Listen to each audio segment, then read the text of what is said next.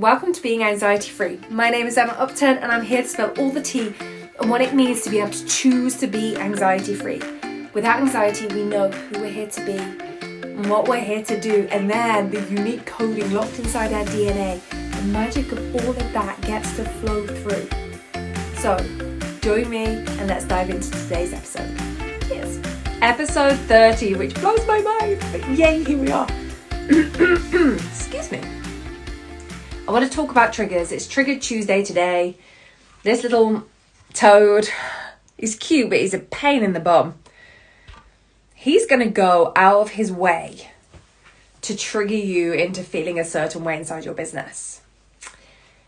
If you're building a business and you're building it from a space where it's going to have huge amounts of impact and generate huge amounts of income, the only way to do that, truly, is to do it from your heart, to do it from your soul, to lead with the vision that can't be consciously comprehended, can't be consciously explained. It's a feeling, it's a, oh, this doesn't make sense, but I'm going to navigate towards this way.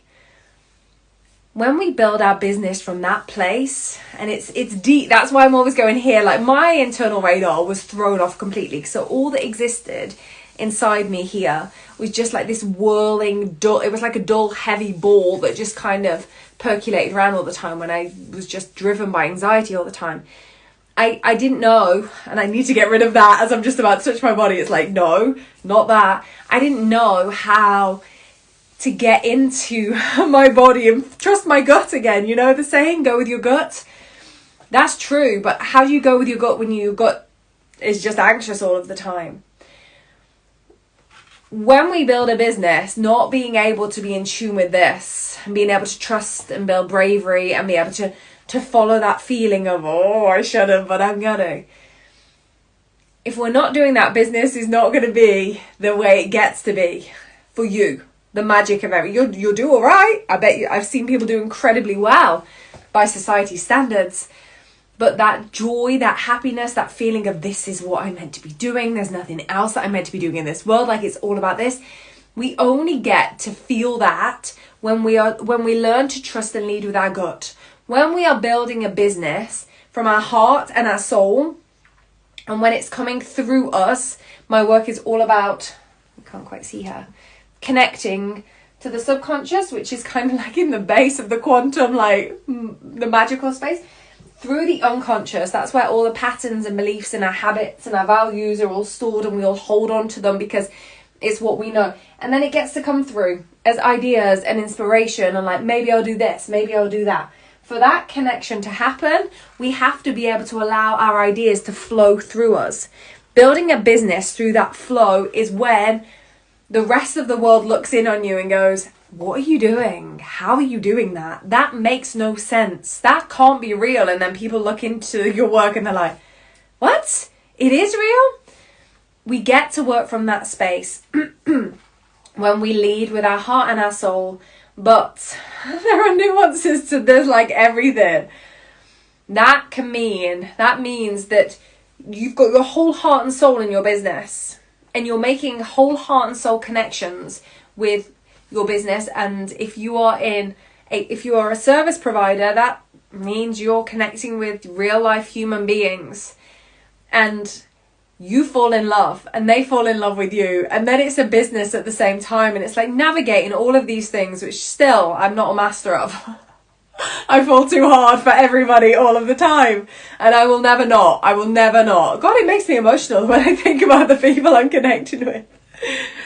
I will never not. No matter how much I learn on this journey, I think that is the beauty of this existence, that kind of divine, deep connection that we get to make. But we are going to be triggered in our work, in our life, in our business, especially in our business, when it is an extension of us, when we are spending our whole world pouring ourselves into it and through it, and we're dedicating ourselves to that subconscious connection, allowing it to come through, allowing the work, checking with our gut, being brave, making these powerful connections, falling in love with people over and over again. Like, that's a lot to hold. And things are going to come up. It is inevitable. when things come up inside our business, and when you're doing it from that centered place where it's going, it's guaranteed. Like, literally, that's how I feel about it. It's guaranteed to work. When you are working from that space, sometimes those triggers feel intensified. Sometimes they take on new forms.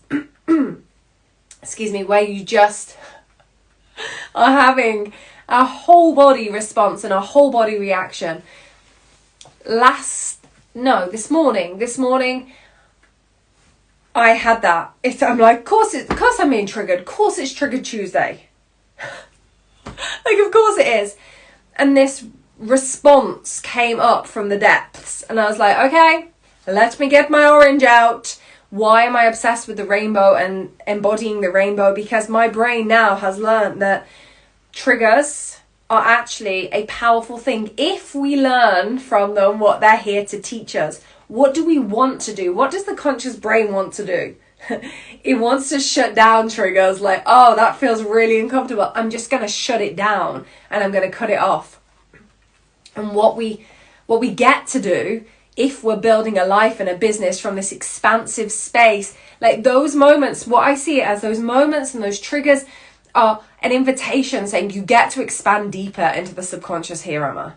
Like, you get to make that connection. So it comes out, the magic comes out of your brain and out into the world. Right now, when you're triggered, you're trying to push through those unconscious stories and make that connection deeper. So do you want to or not? And my brain's like, I don't want to. It doesn't feel comfortable. I don't like it.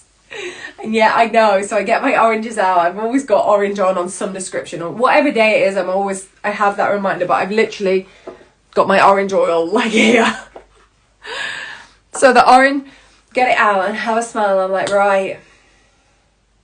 The first thing I wanted to do was sob. I was like, okay. How often do we think, I haven't got time for this? I haven't got time, like, this is my to-do list for today. It's also got Rupert's drawings. I use his old notebook as my notebook as well. So it's a combo effort. So this is my to-do list for today. There's quite a lot on there. My first thought, I'm watching my brain, is I haven't got time for this. I'm like, okay. So I sat and I sobbed. And what does my brain want to do?